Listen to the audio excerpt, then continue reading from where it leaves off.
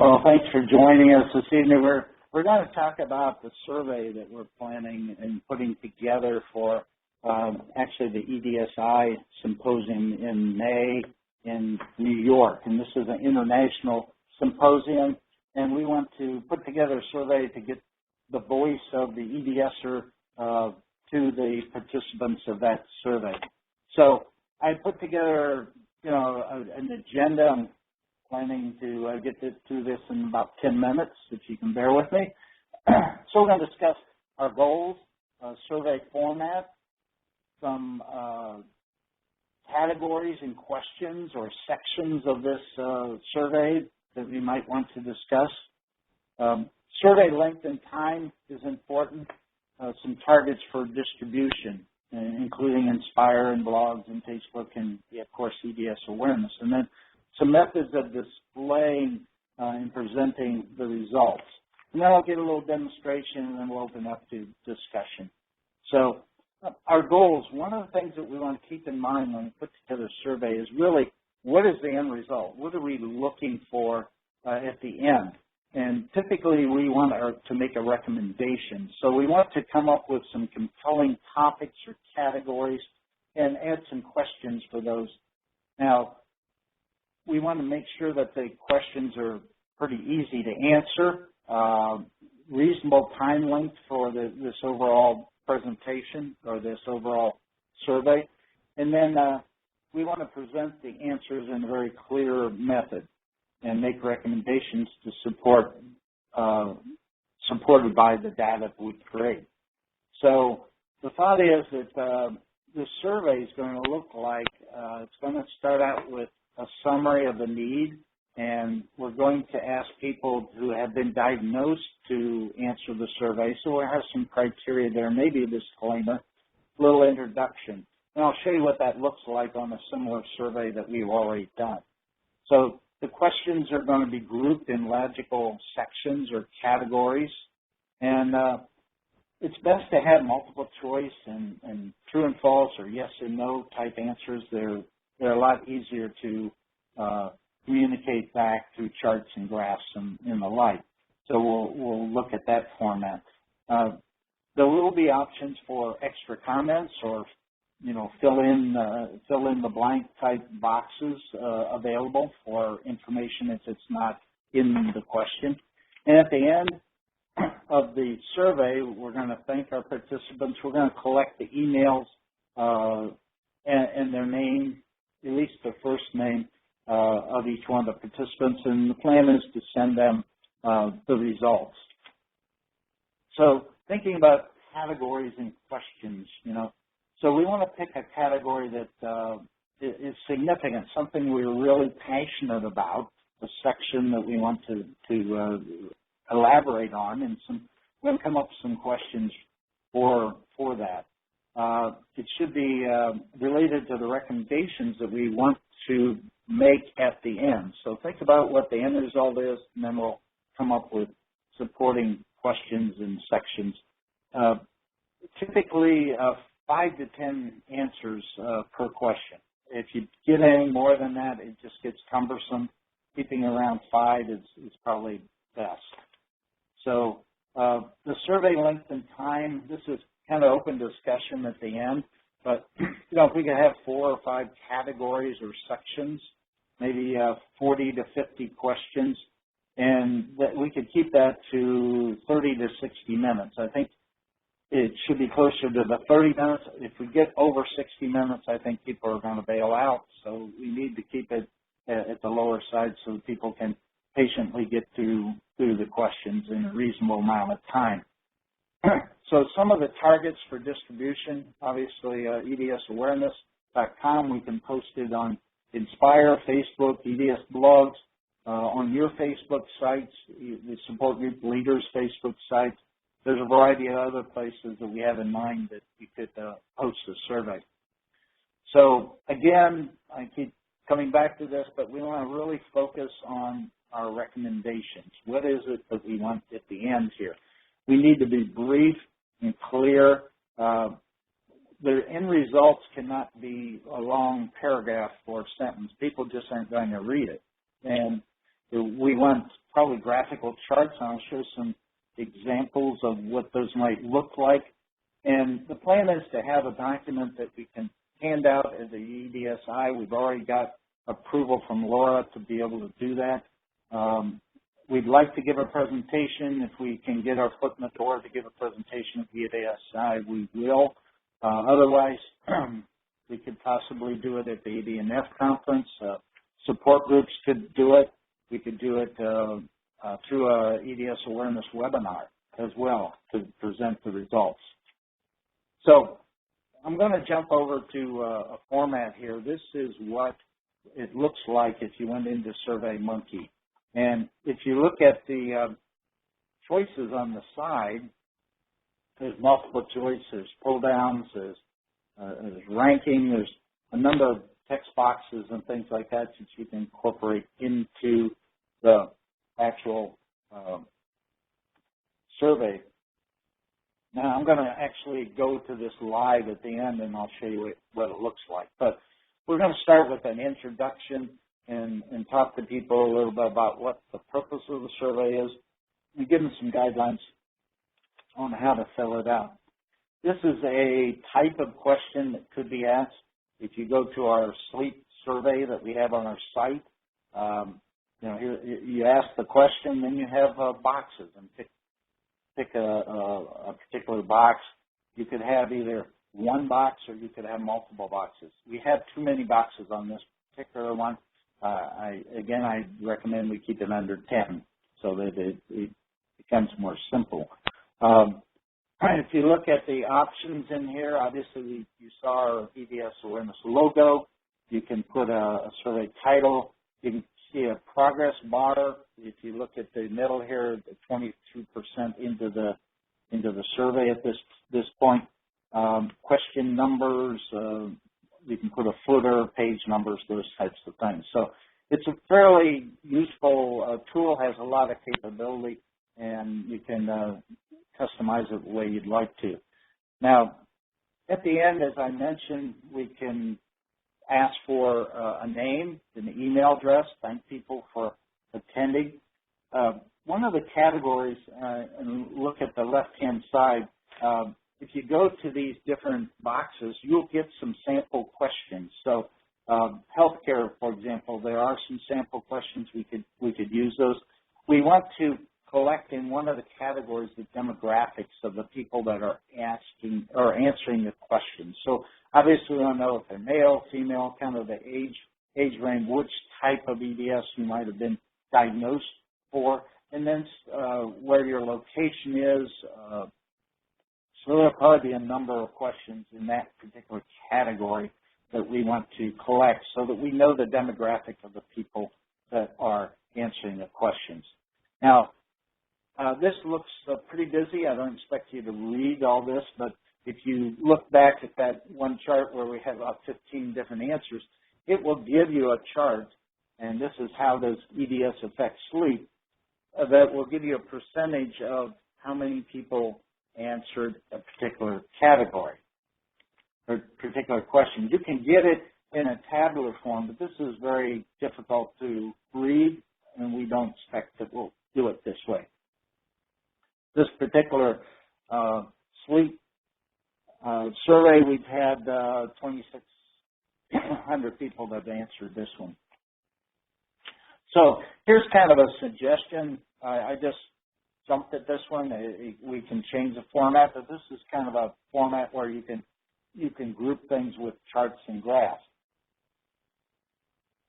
This is actually a poll that we have on our site, and it shows how long until you receive the proper diagnosis for EDS. And if you look at the top line here, it says years in this first column, and obviously 52% said it took them over 20 years to get diagnosed, and there's another 18% that took from 10 to 20 years. So 70% of the people said it took them over 10 years. So you can put together a little graph. You can see off to the right that shows it in percentage. It's probably better to do it in percentage than it is in numerical number of votes. Now, once we get that, Another question, and I made this one up, so this is not valid data, but another question you might ask, well, why did it take so long to get diagnosed? And it could be that I couldn't find a doctor, and that's pretty typical. Or I got misdiagnosed initially. Or actually I thought it was normal, and it got worse, and now I find out that, I do have EDS. The symptoms weren't recognized. Maybe there was something that just came up as you got a little older. And maybe I did a self-diagnosis, But as a result, you can put together little charts and graphs like this. I did this out of Excel, but it would represent the data a lot better than putting together a whole bunch of text. And then another thing we might do at the end of one of the categories is make some recommendations. And again, I made this up, but okay, the recommendation for this one might be we need a doctor directory. Okay, I think we all agree to that. Or we need an EDS clinic directory so that we know what parts of the city, what cities, what states have clinics. Obviously, we need to educate doctors, need to educate the public, do more EDS awareness. So this might be a way to represent a recommendation that we might want to make. There might be other ways to do it, but stay away from volumes of text because nobody's going to read it. So the next step that we might take is, we need to think about what categories do we want to explore. There's one about diagnosis. There's one that we're going to have relative to demographics. So we'd like to have, people figure out what categories they'd like to work on and come up with questions for those categories. It might be an individual or it might be a group that would do that. You might want to figure out other people to review your questions, but my sense is that once we get the categories identified and the questions, we'll meet as a group and we'll review those questions and make sure that there's some continuity and some consistency in what we're coming up with. Okay. Once we get our survey together, then we'd like to have your help, and we'll get the supposed leaders' help too to be able to distribute it. This is a proposed schedule. Our goal is to have this ready by the first week of May because that's when the EDS symposium is.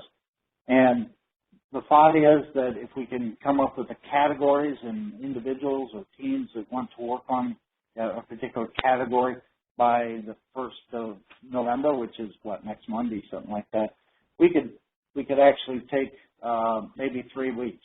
Let's say we start and we come up with by 2/19 the categories and questions ready to be inputted into the survey, and I'll probably have to review them a couple times, but that's 3 weeks that we could use to come up with the categories and the questions and do a review.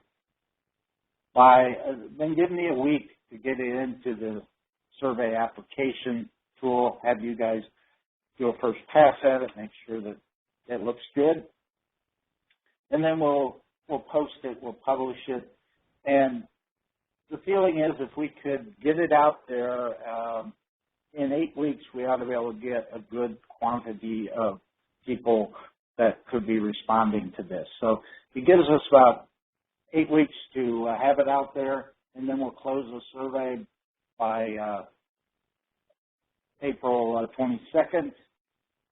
And then by April 29th, it gives me a week again to put it into a format, maybe a PowerPoint, and also into a distributable format that we can provide at the conference.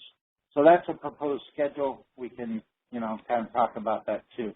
I'm going to give a little demonstration of the tool.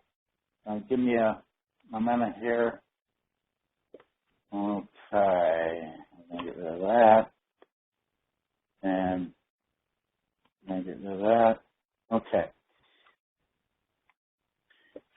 If some of you would go out to, in fact, all of you probably should do this, go out to the survey we currently have on our site. This is obviously the EDS awareness site, and if you come down and you click on this survey here, it goes directly to SurveyMonkey. Now, we won't necessarily have to have people come through there. There is a URL up here that we'll be distributing to get to people, that people can get to this survey.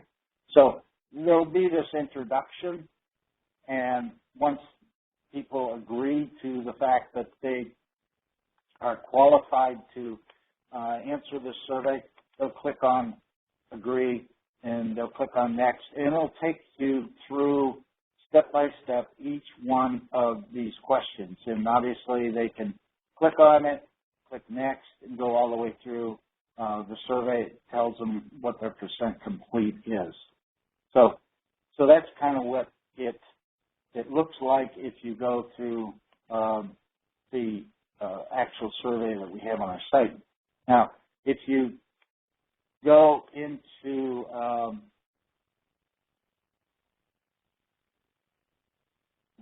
SurveyMonkey, again, these screens I've already showed you, but this is where we configure those screens step by step. And I can do this, and once we get the content together. And then obviously this is the final one where we thank people for the survey and participate in their name and EDS or their email address, so we can send them the information about the. So those are basically the steps that we'll go through. You know, there are ways that we can analyze the data. We can look at it by question, and we can get those graphs. When we get the graphs, we have to basically download them and show them in a PDF or something like that. So that's what this analysis results are. So that was kind of my 10-minute tour of the application. And what I'm going to do is, if I can figure out how to do it, get back to our website. Back as to what I went through. So comments, suggestions. Are we on the right track here?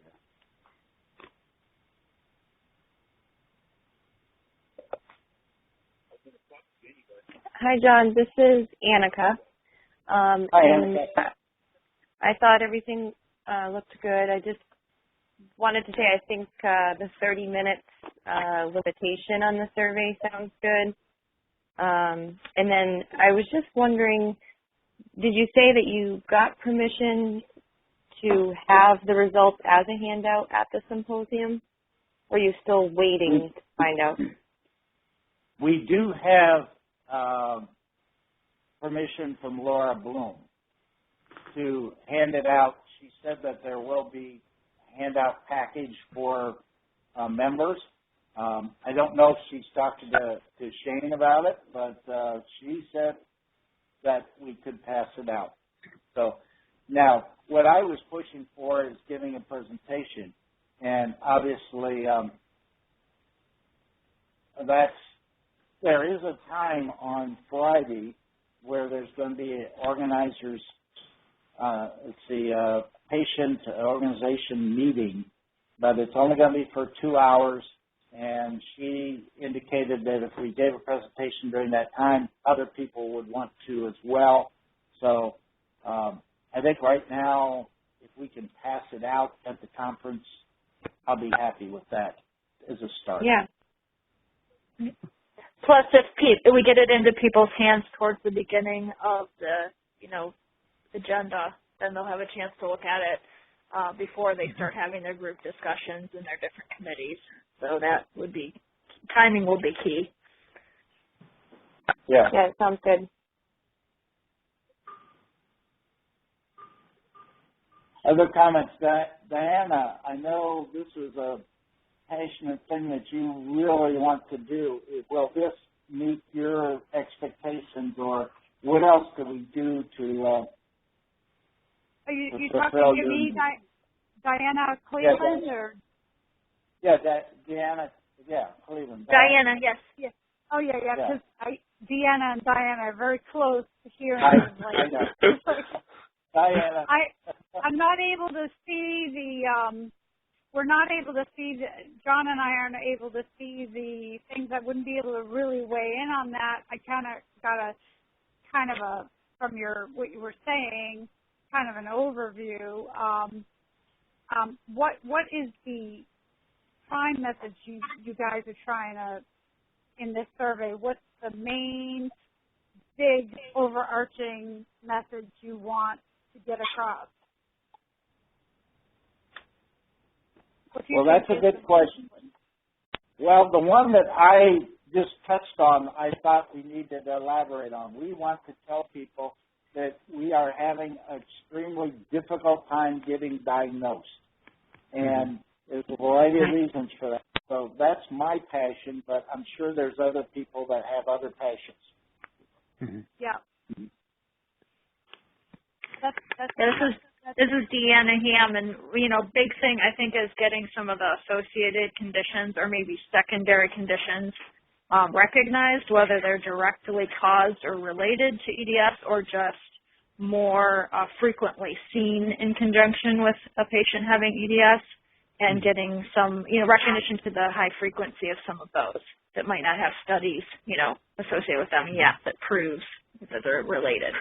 Well, that's what, this is Diana again. I'm sorry to interrupt again. I just wanted to let you guys know that we have just released a survey that we started a long time ago and worked many spoons on, and we have included that part of it in the survey that we created because we're tired of seeing EDS get marginalized and seeing the people go in with dysautonomia or gastroparesis. And we all know, because we're on social media all the time, that other groups and forums and scholarly articles all have studies tying it to EDS, but it's not in the nosology. And so the survey that we created, it involves people putting down their diagnoses that are not in the nosology, and if they like, they can include a scholarly article. But if not, I'm going to disseminate that information and actually find the articles. And we have a new Facebook group as well that we started, and we welcome everybody just putting everything out there, because I think if the EDS people in the symposium aren't going to let us, the patient voice, be heard, then we kind of have to do something bigger involving everybody and something that's ongoing, not just for this big event. That we should all be kind of helping each other and working together and having a central place for that. And we created a new group too, so that you guys are welcome to have that as a place for one place and we can share surveys and all those kinds of things, and we'd be willing to help with yours as well. Right. Yeah, thank you for pointing that out, Diana, because you and I and John were on our last meeting discussing a lot about that, and you were sharing in more detail about that, and that was fabulous. I mean, this is exactly what I think we need. So thank you for all your efforts and your spoons doing that, and make sure everybody knows about it and participates. Well, it's so important in that everybody, also has their own little bailiwick and their own little thing they want to focus on. So how knowing exactly what that 30-minute message is and the 50 questions, ours is a bit longer and more comprehensive, but it's also, people are free to answer whichever questions they want. But if enough people fill it out and we get enough comorbidities, we'll have a lot of information from it.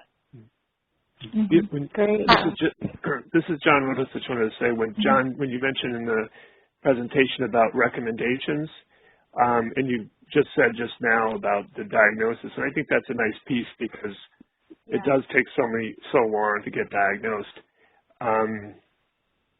Do you guys have any ideas as far as recommendations? I mean, are you recommending to the doctors, or who are you recommending to? I think that I would like to recommend funding for participant studies to the doctors. That's what I was thinking by this, because, I mean, most of the studies that are out there, this is Emily from Wilmington. Most of the studies that are out for EDS, they're not representative of the EDS population. And there are few people that are correctly diagnosed, and that's the reason. But that's,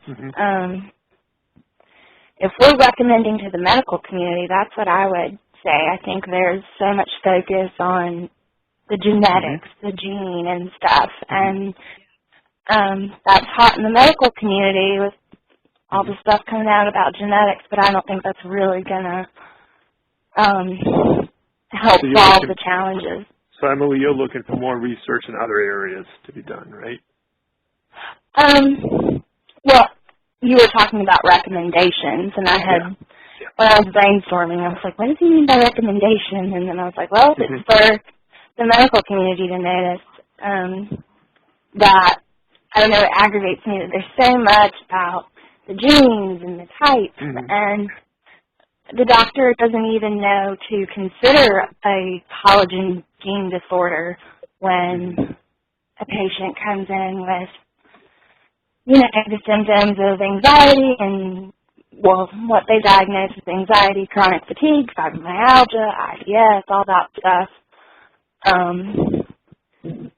My doctor's bitten for years.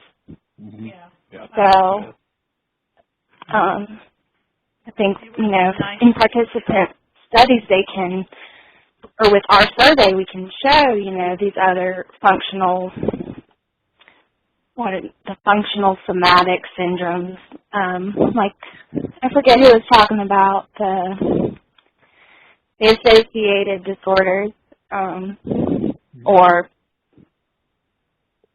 I don't know what you would call it, but related disorders? Well, I think of that as a separate category. I think of things secondary to EDS, like POTS, and then I'm talking about the disorders that we're diagnosed with before we get, there's a genetic diagnosis. Comorbidities. Right. Because there's symptoms that go with the problem, even if they don't understand exactly how they're linked. So, and one of the problems is we're developing a pretty good team of experts in one piece or another of the disease, but that doesn't help somebody who lives in the middle of Nebraska and can only see a primary. And so we need to kind of figure out who's got doctors that are supportive. I wouldn't necessarily say, I'm sorry.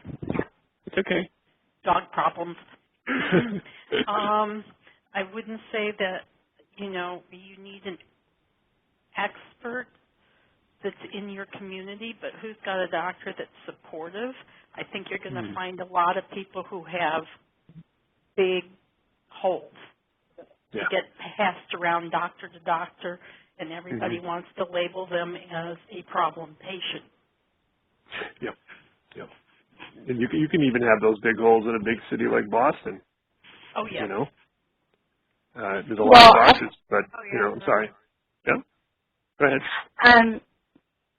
But in the first place, how do people know that they need to even find a doctor who can, are you saying you need EDS doctors? Because I wouldn't even know that's what I needed. Well, and that's the thing. I spend a lot of time helping people who contact me and say, who where do I find an EDS doctor? Yeah, but how do you know that you need There aren't that? Yeah. Well, no. How do you know that you need help with EDS? How do you know if you don't know if you're being told that there's other conditions that my doctor's never even mentioned EDS, so I wouldn't know to look for someone that could help me with. What I've run into is a lot of people who are getting diagnosed one place or another, and then either they're diagnosed like here by somebody in Tucson and they live in Phoenix, and then they go, okay, I've got this label, now who do I see? Okay. Yeah. And somebody's still got to give you your immunizations and refill your routine meds. And what's routine for an EDS person aren't common. So yes. Then the person's going to the doctor and they're going, I don't do that. You're going to have to go someplace else. And so that's one of the supports I think the survey could help identify. And that might help then to develop an educational program provided by doctors. We have our doctors who are doing our webinars for us, which is lovely, but there are all kinds of presentations that go on in communities where doctors go out and have a meal and get an hour and a half presentation. If we just had doctors who could go out and do those kinds of presentations and say, how do I know or when do I suspect it might be EDS, and get an hour and a half lecture on it. It doesn't make them an expert, but it makes them maybe think about the patient that comes in complaining that they have migraines and joint pain. Yeah, true. I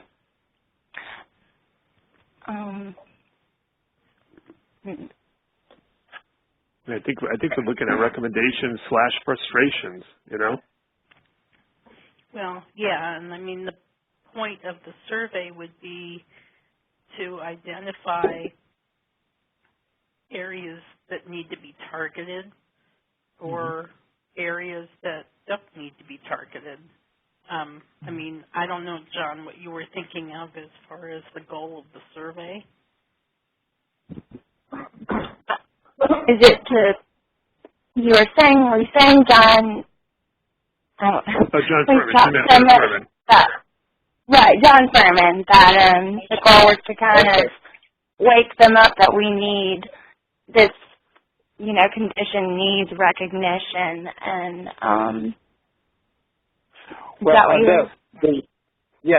the reason this kind of gets started is, and we had a couple discussions in the past, we have right now a symposium of doctors throughout the world. I mean, they're coming from France, and they're coming from Switzerland, they're coming from Rome, and they're coming from Australia and all over, and they're getting together and talking. And my sense is, and I think I heard it from Diana, and I also heard from John and others, is they aren't asking for the voice of the patient. I mean, we're their customers, right? Right. I ran business. I was in business for 50 years, and when we came up with a new product, or we went out and we would survey our customers, and we'd say, okay, what are your needs? What do you need? What are the problems that you're having right now? And then what you try to do is you try to develop a product that meets those needs, right? Yeah.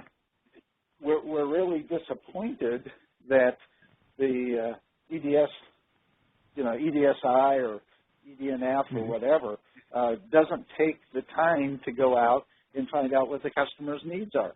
I mean, even in our EDNF conferences, they don't do that. I mean, it's one-way conversation. It's kind of EDNF assumes that they know what's going on, and here's what you need. Here's what you need. And we're going to have a conference, and we're going to invite you, and we're going to give you what you need. But they never ask. They don't ask, right? So Yeah. what we're looking for is an opportunity to provide the voice of the customer, the EDS patient. Now, the question is, this hasn't been done before.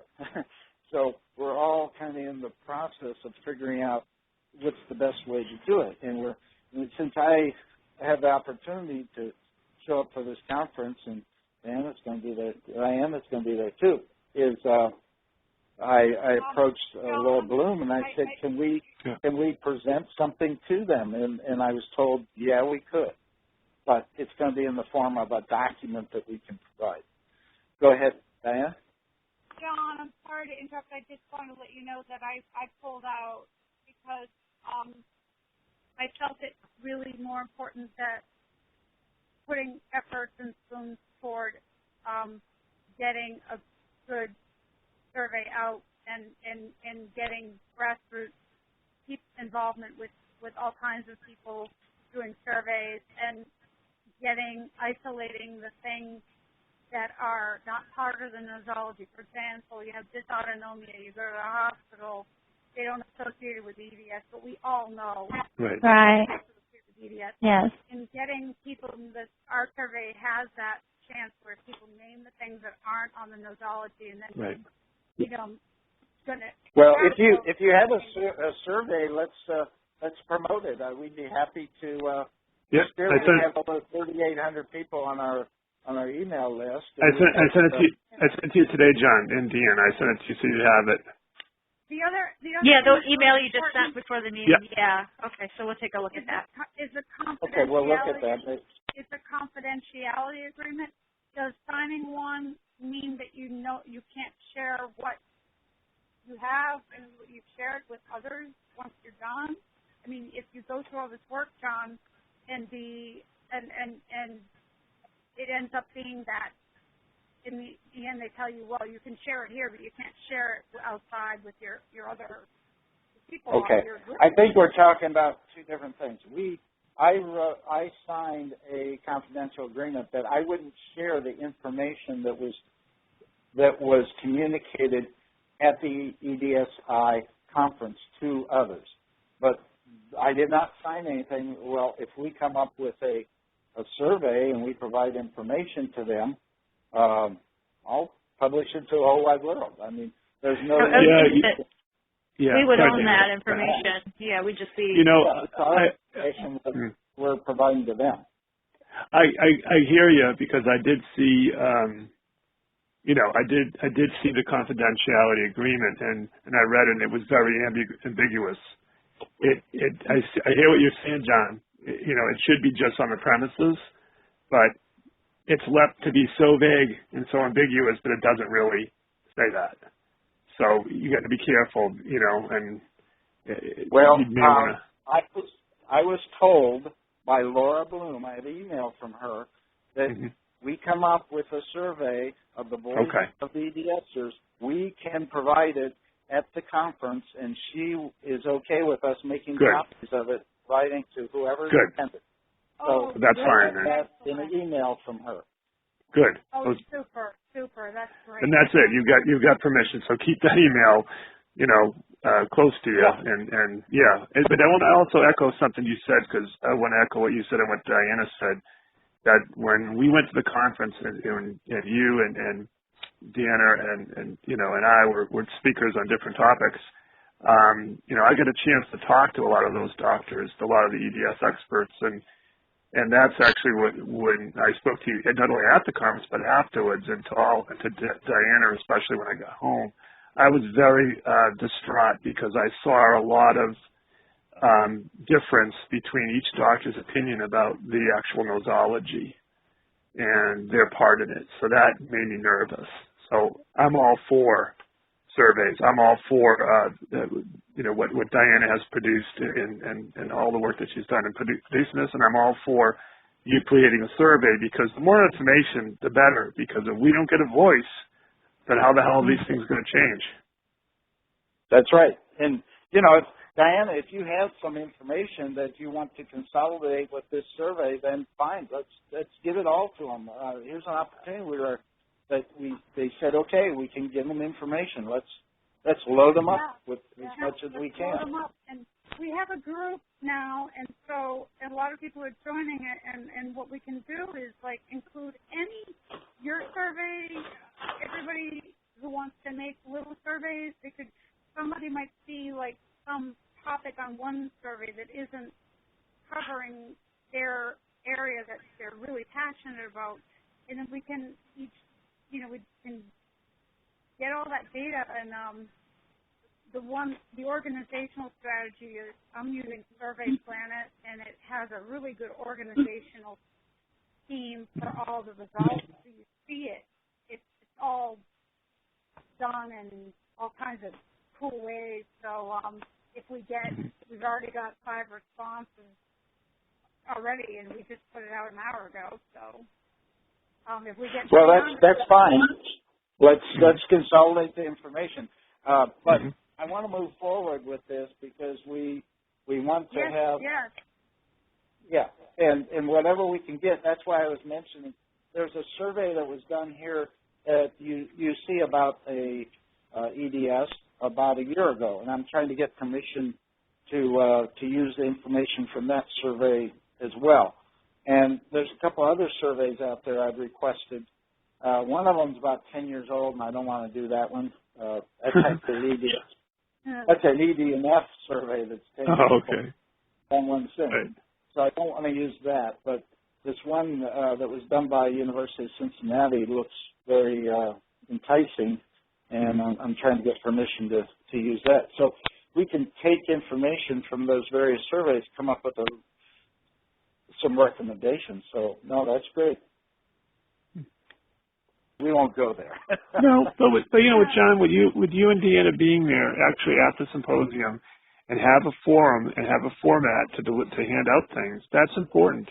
I guess and this goes to my management background, I would ask, you have a relationship now with Lara, ask her what exactly is the scope of what you can provide, and then also what are they going to do with it? Are they going to give it to the doctor too?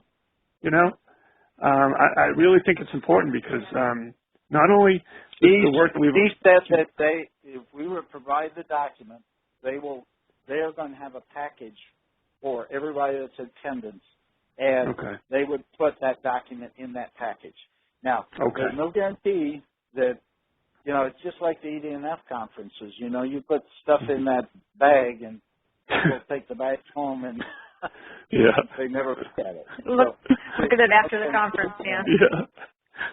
That's what happens at conferences and symposiums. People don't look at it. I wanted to give a presentation, and I was told that wasn't going to happen. Even on the Friday. But you put an after dinner mint on the thing, and they'll all open it. Serious. If you pack something that somebody who will be attracted to eating, like a little mint or something, they'll open it, they'll read it. They really will. I love that idea. Serious. At least have mints at the table and then grab them when they walk by and stuff it in their pocket. Yeah. Or maybe you put a dollar bill in there, but I don't think a dollar bill's enough. I think it has to be. No. But no, I hear your frustration. I think that it's important to really put it more on them and ask them what's going to happen with the information and going forward, how much of a voice is going to be heard because, that's why creating the Facebook group and maybe inviting these doctors, once so many people fill out these surveys, the doctors are going to want to come in and, send people in and see what we're doing. If we all gather together and, Well, I think we can lead towards that. Yes. The challenge we have is we only got about 3 months to get something together, and that's why, whatever you have available at that time from your Facebook groups, we can consolidate. But I'd like to get, this survey going because I got, we got a big email list, and John does too, and we can get it out to a number of people. We can send them links to your survey as well. But and when you and Dean have a chance to look at the survey, you'll see it's incredibly comprehensive. that Diana created, and then Well, we can work upon the survey, the EDS awareness we're going to do towards recommendations, maybe towards something like what exactly are we looking for. You know what I mean? But it's like Diana said, we welcome everyone to be involved, because if we don't get the voice heard, we're going to be talking about the same stuff 10 years from now. Well, that's right. And this is the opportunity to do it. And I've opened up the door so I can get in. But right. Well, your main idea is great. Your main idea is fantastic about people not being able to get diagnosed. Now that's an area that definitely needs covering. Yeah. See, that could be in its own self a survey, because there's a lot of need in that too. Yeah. And that's my thing. But I know there's other people that have other passions, Mm-hmm. And I'd almost like to say the treatment in general. I feel like management. I mean, I'm in New Hampshire, and I'm still trying to figure that one out. Mm-hmm. It's just, I feel like I'm like all my doctor's first patient practically, and I know everything's so individualized for what works for each individual, but I saw an orthopedic doctor in Nashville, New Hampshire, who told me stay away from doctors, stay away from surgeons, stay away from pain clinics, and treat it like diabetes, or manage it like diabetes. And I just, what do I do? And a lot of it I'm just finding out for myself. My doctors, I feel like sometimes, I know more about it than them, which I feel like a doctor You do. You do. Yeah, you're right. They should know how to manage it, I'm going to tell you something, and I'm going to give a major plug to John and Deanna and EDS Awareness. But I find a very, very good tool is to tell people I do all over the world, go to the EDS Awareness site, pick out the presentation that has to do with the doctor you're going to be seeing, and give them the link.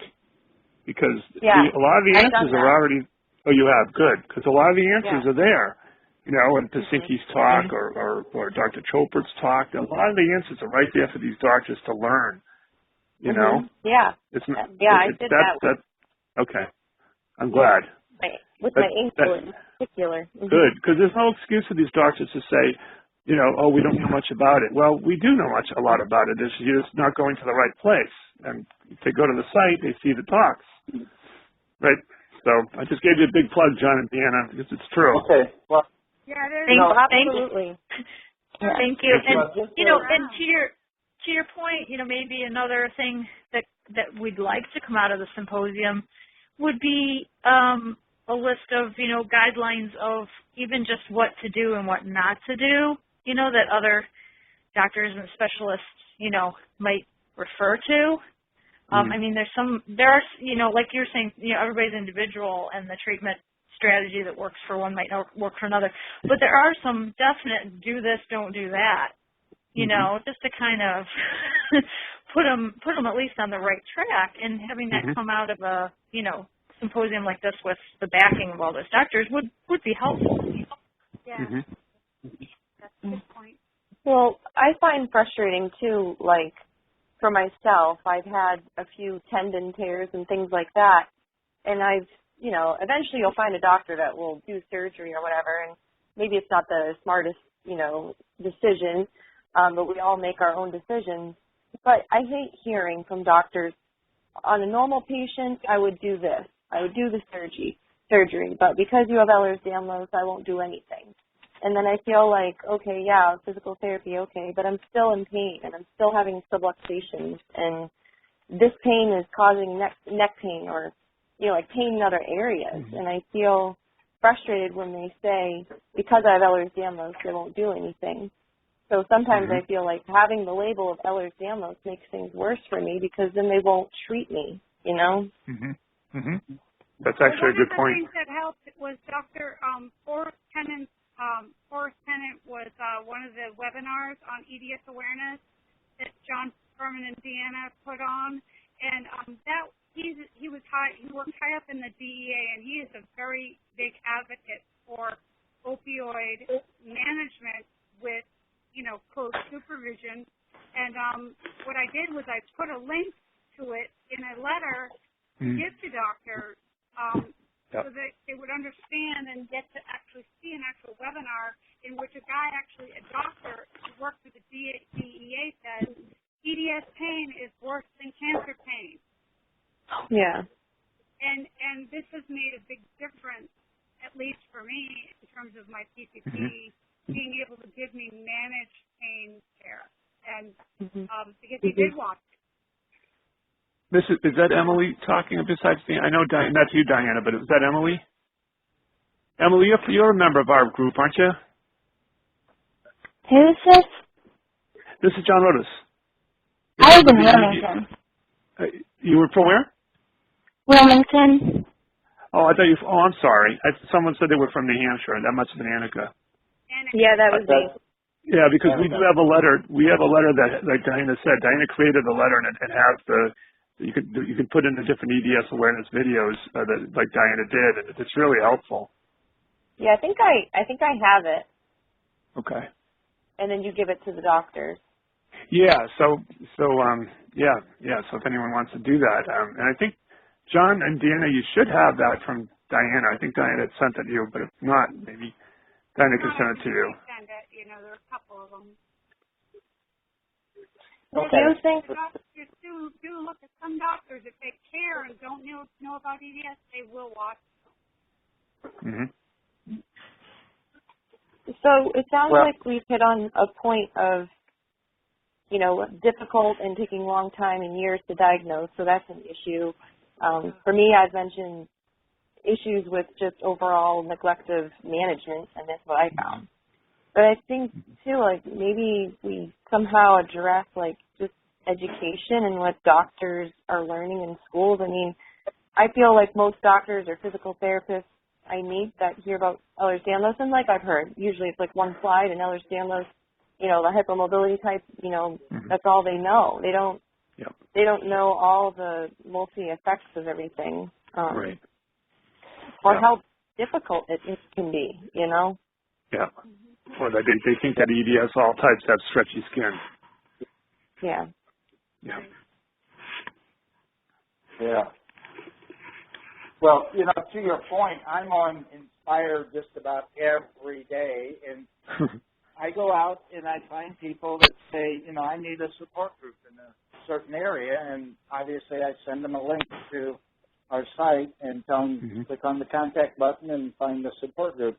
And then I see people out there needing information about physical therapy, so I send them a link to Kevin McDowney's discussion about physical therapy, or somebody that has sleep disorders. So I send them the documents, and so I'm out there daily sending out. What's really exciting is yesterday I saw two people, and I don't know who they were, that were actually doing almost the same thing. They were sending links to our webinars on ADS awareness. Good. People that were out there, asking questions about different stuff. So that's important. Exciting. Yeah. No, sorry, go ahead. Well, this is Annika talking. You okay with that? Well, we've been on about an hour and a half, and I respect your time, and I just want to figure out what we might do going forward, and how many are interested in participating and selecting a category, coming up with some questions that we can put into the survey. And obviously, Diana's and anything that you have that we can incorporate into this report, we'd be happy to do that. I'd be happy to also help with questions and stuff. I'm already in the mode of questions, and you're welcome to put it on our group, and then you're welcome to share ours on yours. Wherever you feel is appropriate. But John and I are going to need, or I don't know, whoever's not on the video thing, we're going to need links to see the slides. Yeah, Oh, this video will be published tomorrow, and you'll see the slides right. in the video. And then I would like them to Yeah. but they're in the video. And, Thank you. and Thanks, John. Yeah. I show is in there too. So Thanks for all your hard work.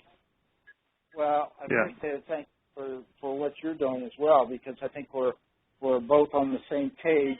And since I got an open door, I gotta run through the door with whatever information we can provide and see what happens. And Absolutely. At least we're invited to provide some information. So let's do what we can. Definitely. So it sounded like that we had a couple ideas. Is there anyone who wants to volunteer for a particular category that we can run with?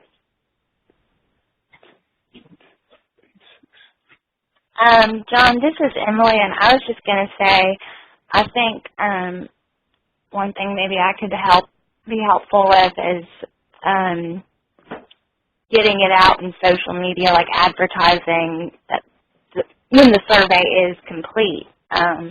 Okay. Just all right. putting it so because all the kids are on the Instagram and like there's a lot of stuff. Like I found more there than Instagram and Tumblr. There's so much.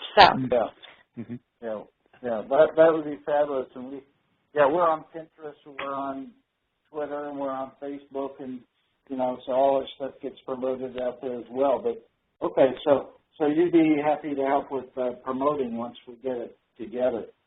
Okay. John, this is Martha. I'll help you write the survey. Okay, fabulous. So is there any particular area that you'd like to focus on, or? Well, I was kind of listening to the exchange going back and forth, and as a topic I put, as a person with EDS, what supports do you need to function better? Okay. Would that be a way for the survey, for a survey? Yeah. Yeah. That would be perfect. Yeah. Okay, so I have a very rough draft I was writing while we were talking. So I'll work on this and I'll email it to you, and then if you want to post it to everybody, you can do that. Okay. Fabulous. And then we can work on it by committee, because a lot of people, if you read something rough drafted, it'll hit you that this should be changed or that should be changed, so then everybody can tweak it. Okay. Sounds good. Thanks, Martha. No problem. Any other suggestions? Well, if you find something, I'll do whatever you think it could be helpful at, as long as it doesn't, repeat what I've already done. Yeah.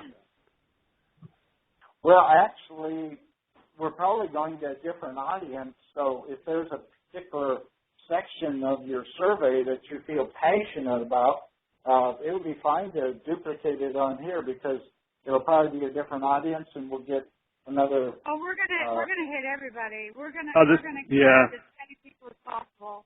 This is actually a Facebook page that goes throughout the world. This is the initiative that we're working on. So I got 38 people on my email list, so I don't know that they're all on your list. But, no, that's true. They might be. So, the more we can get it out there, and it might substantiate some of the things you're doing or some of your stuff. We'll absolutely promote it, and we'll even help you with different categories. Just saying what we've already got out there should be circulated, because it's when you guys get a chance to see, you'll know exactly what we're talking about. Yeah, I understand. I'm just saying that let's expand the audience, and yours might go one area, and ours might end up someplace else. Right. Fine. We're sending it out to all the support leaders. Mm-hmm. So there's duplicates in content, that's okay, I think is what he's saying. Yeah. Yeah, well, I was invited to the conference as well, and I'm hoping that we can do it in a grassroots way, and actually, as we have the surveys coming out, people are working on different projects, not just surveys, but other things, that if it's under one group, that some of these doctors are going to come to the group and see what's going on. Right. We're going to be Yeah. putting out data right on the group. Because think about it, John. Wouldn't it be nice when you're doing the volunteer get-together at Friday that some of the doctors come, and sit down and listen? Yeah. Yeah. That's what we'll all try to do together. Yeah, I'll be there spreading the word, and we got groups in Australia, we got groups in New England, UK now, Alaska. We got many groups that are developed now. So good. Yeah, if there's a particular area, Diana, that you're passionate about, let's add that category to what we got, and if we run over a little bit, then I don't think it's going to be a big deal. It'll just substantiate some of the things that you're doing or we're doing. Right. John, this is Nancy. Is this going to just people with EDS, or can it also be filled out by a family member? Because I know my daughter, so many people are diagnosed as young adults or pre-adults, and they don't know all the answers. Can it go out to other people besides just the person? Because my daughter's answer to surveys is, forget it. I don't want to do it. Because she's young. And on the survey we have on our site right now, we do say that another person can fill it out for a sibling or let's say a child or something like that. But they need to communicate with that child to get the correct information, So they can't do it on. Yeah. So if you go out to our survey that we've had out there for a few years, you'll see in that text that it says that another person, a parent, could fill out for a child. And we'll continue on with text. Is there a particular area you'd like to? Well, I'm a physical therapist, but so I'm so busy out here with the whole just trying to get it organized on the West Coast that I'm willing to help with anything. Psychological, because it's such a huge component. Psychological abuse that people go through. Trying to get diagnosed, the journey. The other thing that I was thinking about is, if we want to get this seen and heard, if you talk money, how many thousands did you spend on dead ends? And, just some questions on monetary. How much was spent prior to diagnosis? And once your diagnosis is streamlined, I mean, we don't go to the doctor 1/8 as much as we used to. Typically 10 neurologists. So, things like that is something along the lines of, how long did it take and what did you spend to do it?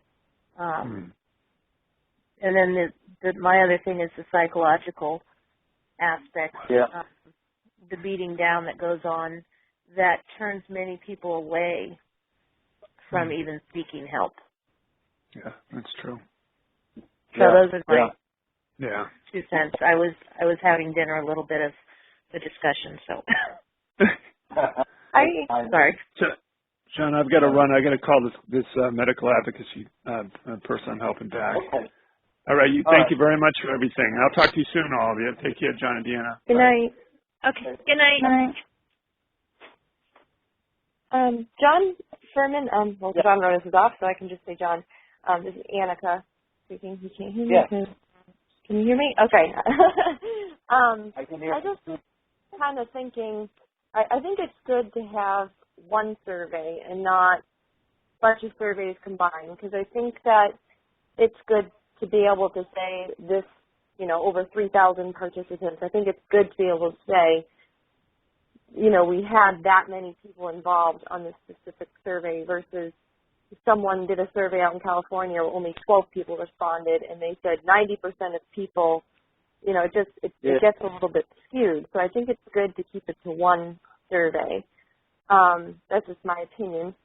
The other thing, I know that I think you're kind of looking for defined categories, but I'm just kind of wondering, this is, in the clouds, but, like I have a group meeting coming up this weekend and we're going to meet each other and everything, and I'd like to bring this to the group and maybe ask them what they think is important, and kind of discuss with them. I mean, you guys in other groups might have been already able to do this, but what if, like, my group provided 10 questions that were important to them and the results to them, and maybe each group did that in the different states. We provided, each between 5 and 10 questions, and then once we got all those questions, we weed out ones that are duplicates, and then we categorize them by diagnosis or treatment and things like that. I mean, would that work? Yeah, I like that.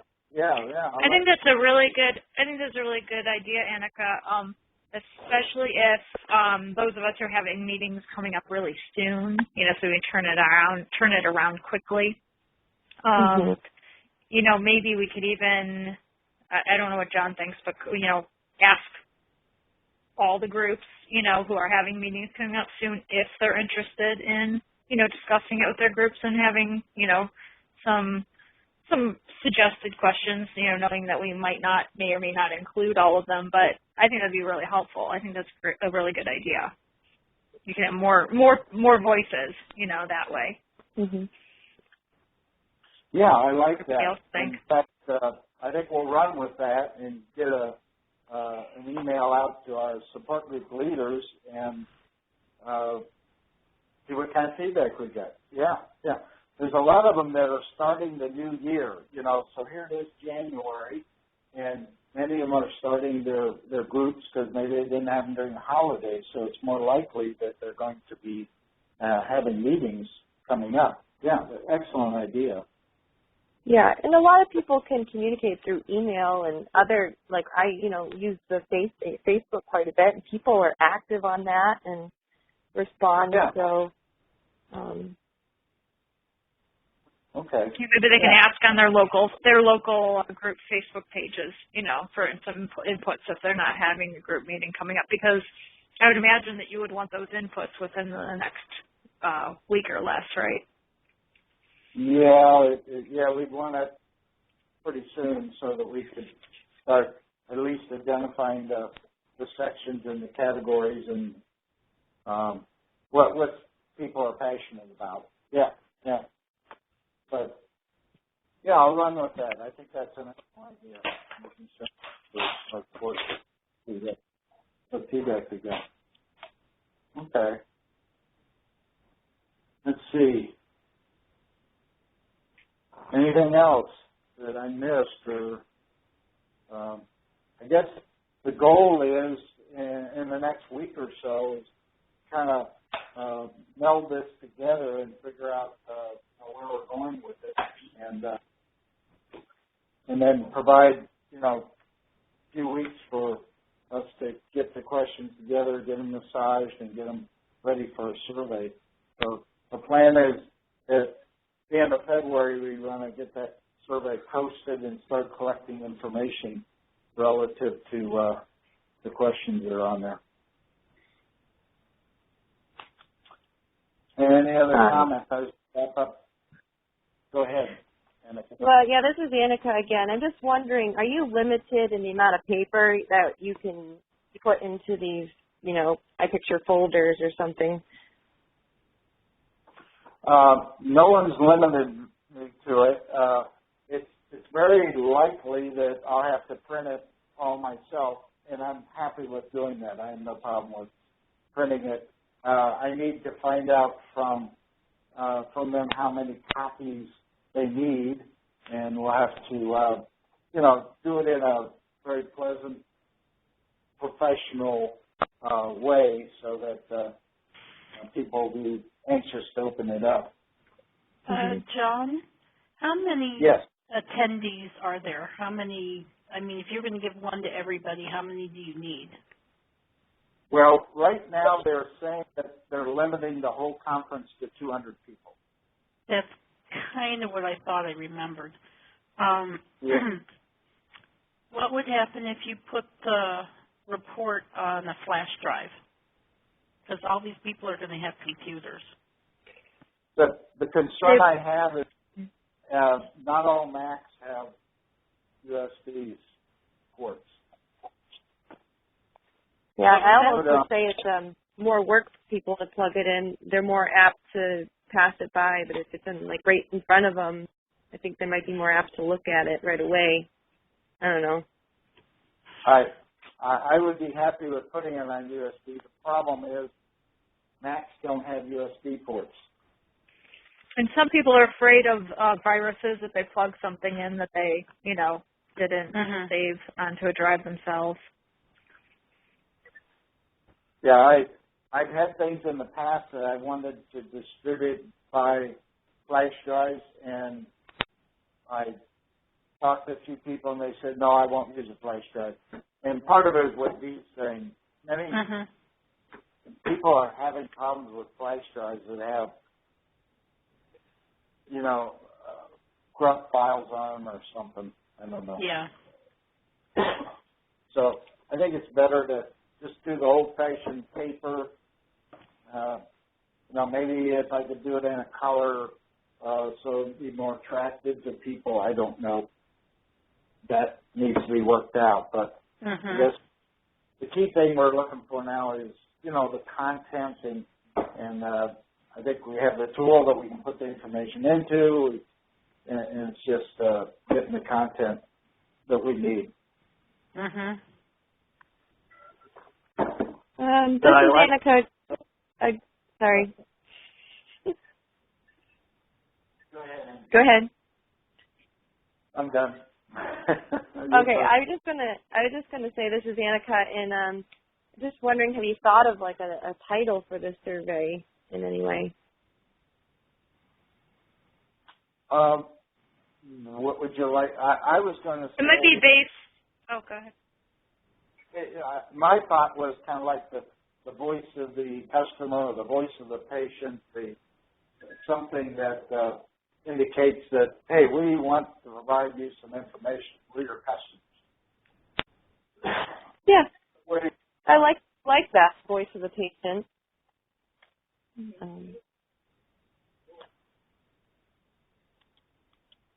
If somebody has a I think once we see what the scope of our coverage of the questions and things are, we'll probably get some ideas for what it should be titled, but I like that title as well.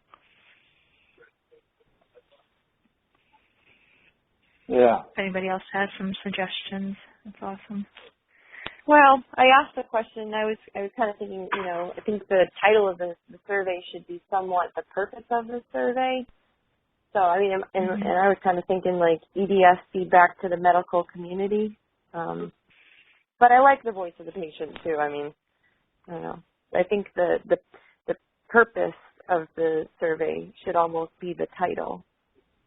I think maybe we're talking about a couple different things. One might be the title of the survey as it's going out to the respondents, because their audience is going to be the EDS patient. And then the other aspect would be maybe titling the presentation, which includes the survey and the survey data in it.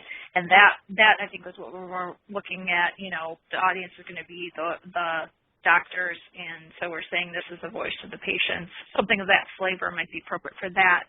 But to your point, then the title when it's going out to patients would be different. Yeah, I think that's a good idea to almost take on two titles, because that way EDSers know what the survey is for, and then the doctors and people at the symposium know what the survey is about. Why they should look at it. Yeah. So that makes sense. So then the action points for us as attendees of this meeting would be, I guess John can tell us, but that would basically be for us to go to our groups and get any input on their, needs and what they think would be good questions to survey, and then each person to just contribute what they're passionate about, or however much they can gather as possible survey questions to us, and then kind of pull those together and sort through them and organize them and so forth. Would that be the game plan the next step? I think that sounds good to me. Does it sound good to you guys? How about the EDS Nation Survey? There you go. Yeah, that's true. We'll all be up at night thinking of all the neat titles. Yes. Yeah. EDS Nation. I like that. I'll get Richard busy on that. He's really good at coming up with those things. All right. John, I'll send you my rough draft in another day or so. Okay? Thanks, Martha. And those of, others, please talk to your support group, give me some feedback. I'll be actually sending emails out to you. I'll send you the recording that we did tonight and send it to, there's 3 other people that said they wanted to attend, so we want to get I'll be getting some feedback from them too. So thank you for your time, and have a good evening. And excuse me, what would be our target date for getting that information back to you? Would that be by the end of the month, which would be Sunday, or what would you project? I'm sure you'll put that in your email as well, but just I'll put it in the email. But I'd like to have it by Sunday or Monday. Get some feedback. Now, you may not have all of the feedback that you're going to provide, but at least give me a little game plan as to what your thoughts are, because obviously we still have some time to put together the details, but I'm just looking for a general game plan from you as to how. Yeah, at least your first pass, and then if you can indicate, we're going to have a group meeting next week, or I'm gathering some more information, you can let us know that. Okay. Well, thank you everybody for your time this evening. Really appreciate your attendance and all your good ideas, and we're looking forward to putting this together. Well, I Thank hope you both. managed to avoid snow for a while longer, and I'll talk to you later then. Okay. All right. Bye-bye. Good night. Night. Good night. Night.